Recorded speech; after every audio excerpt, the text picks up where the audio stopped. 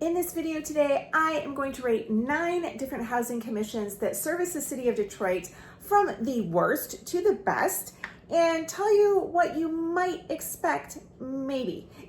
And so much of this information, you think you know everything, you think you've got the formula, you think you run into a couple of tenants on Section 8, you think you have it all figured out, and then you do another one and it's different, and it's like, why? And I kind of feel like in Detroit, at least, if you're in some other city, is this true for you? But in Detroit, it depends on the housing commission. It depends on the caseworker. It depends on the tenant situation, what rent you're going to get. There isn't some formula. So I went to 3 different property managers and I asked them, what are you seeing from the different housing commissions based on how nice the housing commission is to work with, how much rent you're able to get out of that housing commission, and what are the inspections like? And I've got all the inside information for you today, and I have to keep my sources anonymous, obviously, because what if one of you sends this to the housing commissions and they might not like what they have to hear, or they might not care? I don't know. I'm Monique Burns. My husband and I buy houses in Detroit. We renovate them and we sell them to investors from all over the country and all over the world.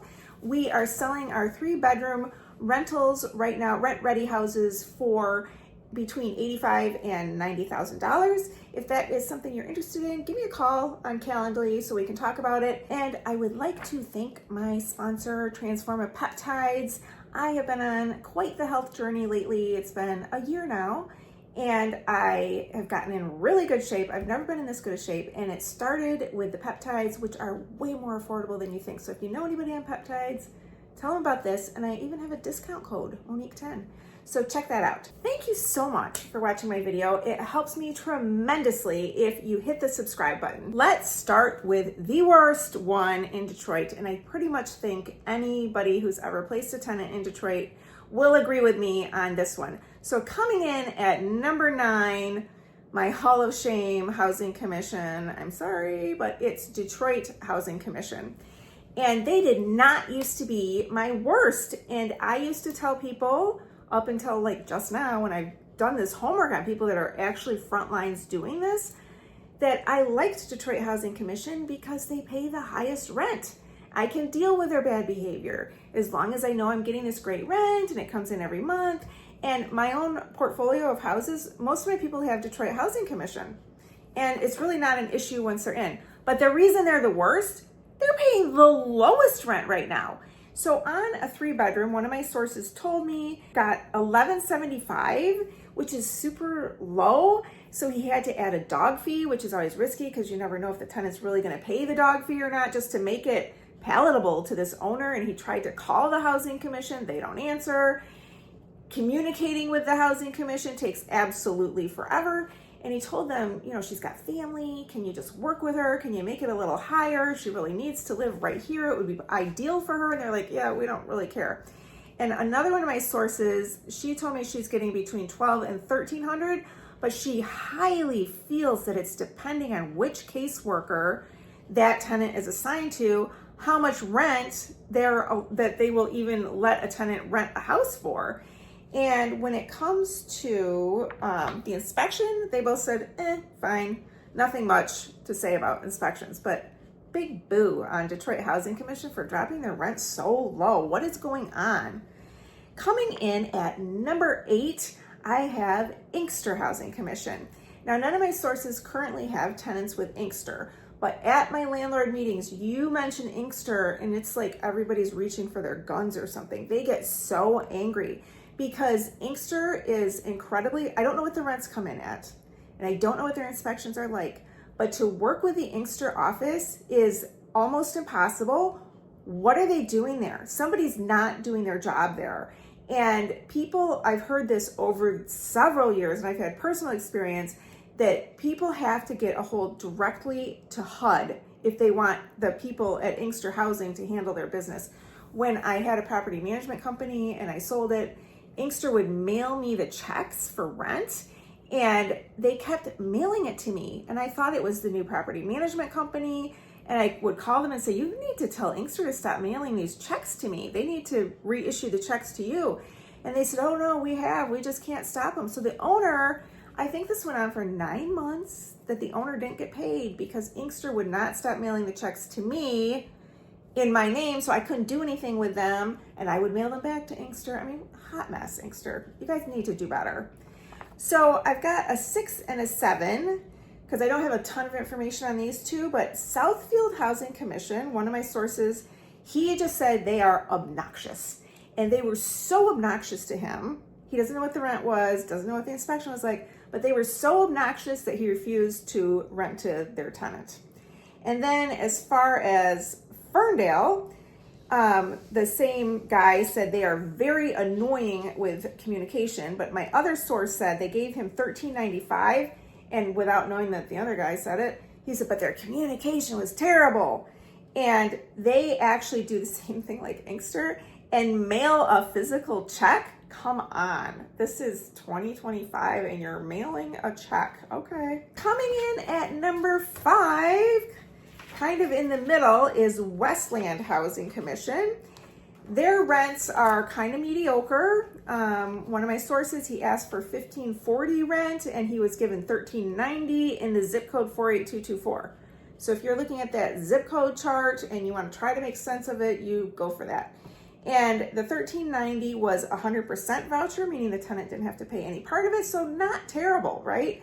But the problem is they're so old school that they make you physically show up at their office and turn in paperwork, which you could have scanned and emailed. No, they make you go there.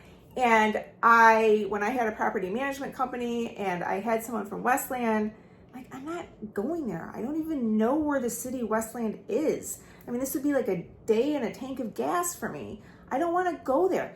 And they said it was okay, I could mail it, but I was really uncomfortable putting all this information in the mail. I mean, maybe it's the same with email, but I didn't like it. And it was like a big, heavy fee to mail it too. So they're yucky. And their inspector is Michelle. Michelle does 3 different housing commissions, and people find Michelle to be excessively tough. And so if you get a house that's a Michelle inspection house, you just have to know you're not going to pass it the first time, and you're going to have to fix things that you weren't going to fix before that other inspectors are not going to ask for. It's just how it is. Coming in at number 4, this is the one I wanted to come in at number 1. My old favorite is Taylor Housing Commission. Their rents are mediocre. Back when I was full-time property management, they were high, not the highest. Not as high as Detroit Housing, but they were good. They were good and fair. But now they're just kind of mediocre. So in the zip code 48219, my source got $13.35. The reason I gave them an A+ is their office is A+. They know what they're doing. They run their business so well. So what my source said, that he turned in the move packet on the 15th, and on the 16th it was already sent to inspections, meaning that it was time to schedule it with the inspector. But the inspector showed up very rude and cranky and failed all kinds of stuff, and he was just like, what the heck? And a different inspector came back, but that inspector was, more decent and kind and fair and wasn't like rude like that. So that's why they're only at number 4 when I wanted them to be so much higher. Now, number 3, this one I would have put at number 9 in the past when I was doing this full time, but things change. Number 3 is Plymouth Housing Commission. Plymouth, when I was doing this, and I did this even a year ago, and if anybody called me from Plymouth, I'd be like, oh, I'm so sorry for you that you have a Plymouth Housing Commission voucher. You're never going to find a decent home. They want you to live in the slums because they never let you have high enough rent for your family size, and you're competing with all these other housing commissions that have high rent. And every tenant would say, I know, it's so wrong and it's so unfair. You get on Section 8 to get out of a bad situation, and they're putting you in a worse situation. So I've never been a fan of Plymouth, but Plymouth rent came in at $1,500. What? They used to be like at $1,100, like Detroit Housing is now. They swapped with Detroit Housing somehow. They got Detroit Housing's money. I don't know. They came in at $1,500. Here's the problem though. I would have put them up higher for having such high rent, except the tenant has to pay $1,200 of it, and that's almost worse because it doesn't seem like the tenant can afford $1,200, and my source is very worried about managing for this house with her. Like the owner is thrilled, you got $1,500, yay. You promised me $1,200 to $1,300 for a 3-bedroom, but you got 15, so he looks really good to the owner, but wait till he has to start collecting. He's a little paranoid about it. And another negative thing about Plymouth is it's one of the Michelle houses. So Michelle is the inspector. She can be pretty tough. She can be really, really tough. The office was really good. My source sent in the move packet, didn't hear a word, and next thing he knew, he got the call to schedule the inspection. Like, wow, I guess it was accepted and this is the one. Boom. So for that reason, they're up there at number 3. Number 2 is usually the crowd favorite, but I have a reason it's not my number 1. So number 2 is CMA. CMA is funded by MSHDA. They're one of the contractors for MSHDA, Michigan State Housing Development Authority, that gets their money from HUD. Whereas these other ones I've been talking about with city names, they get their money directly from HUD, not through MSHDA. So CMA, the rent came in at a whopping $1,563 in zip code 48206. They're generally the same rent as RPI. You can typically expect about the same rent. They are really the easiest to work with. They're a little bit easier than RPI. They actually answer their phone and their emails, which is a huge bonus. If it's Detroit Housing Commission, do they ever answer the phone? No. Do they answer an email? No. I mean, they will eventually, but it's so annoying. So CMA, here's why. Here's one. This is one of the housing commissions where my source was at the inspection. I talked about this in another video. He was at the inspection and the inspector didn't show up, and he called CMA and they said, oh yeah, she chose some other house. But I found out today, they apologized. They were very sorry that happened. It shouldn't have happened that way. Oh, and here's something else. Like, you would think this is good, but it's not necessarily good. The inspector was so easy. So easy. He missed that the windows were broken. My source was placing this tenant for a different property manager, and he kept telling the property manager, it's never going to pass an inspection because if you stand outside and you push on the window, it'll fall right into the living room. And the other property manager's like, well, I've got somebody that's going to work on it. Just see if we can get through the inspection. The inspector saw this about the windows and passed it. And my source said the problem is, if you get an inspector that's that easy, tenants are quite aware of what the requirements are to pass Section 8. And if they get in the house and these things aren't done, they get angry and they call for what's called a special inspection, which you don't get told about necessarily.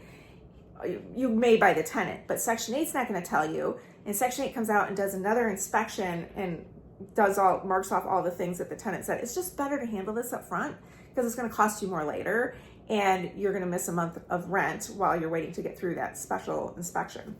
Coming in at number 1 is RPI. Their rents are good. They're at, the last one my source did was at $1,430 in zip code 48224.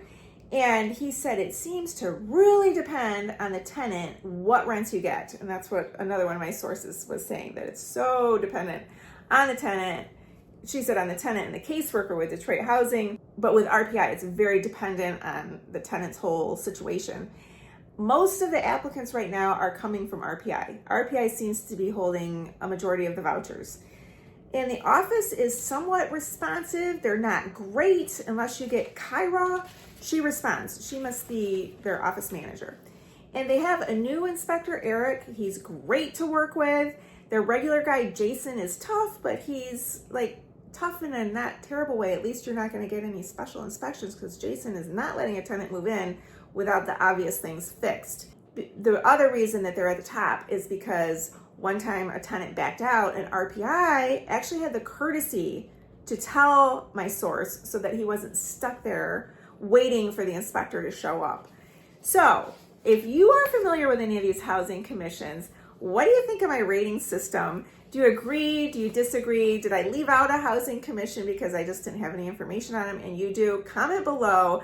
Comment below on the housing commissions I talked about, what your experiences are. It just seems like if more of us are openly talking about them, Maybe they'll care. I don't know. They don't ever really, like, it's not like customer service where, you know, we're out giving reviews and they're like, oh no, a bad review. Like, do they even look at these reviews? Unlikely. Just curious what y'all think. Thank you so much for watching.